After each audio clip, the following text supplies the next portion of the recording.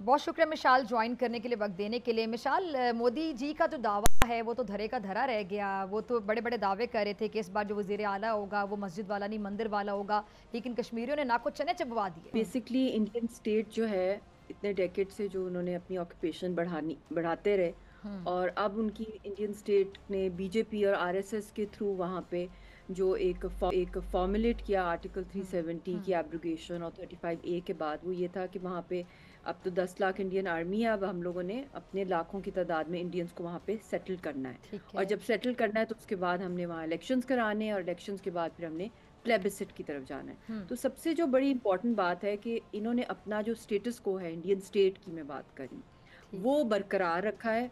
और हम लोग हैं, जो कश्मीरी कौम है, जो तहरीक के साथ है, जो के खुद इरादियत की तहरीक चला रही है, हमें अगर ऑफिशियल टर्म्स में वी आर फ्रीडम फाइटर्स, अगर जो टर्मिनोलॉजी यूज़ की जाती है, तो एक फ्रीडम फाइटर जो कि जिसके ऊपर एक एलियन ऑक्यूपेशन है, वहाँ पे हमें कहा जाता है कि जो हम स्टेटस को चैलेंज कर रहे हैं।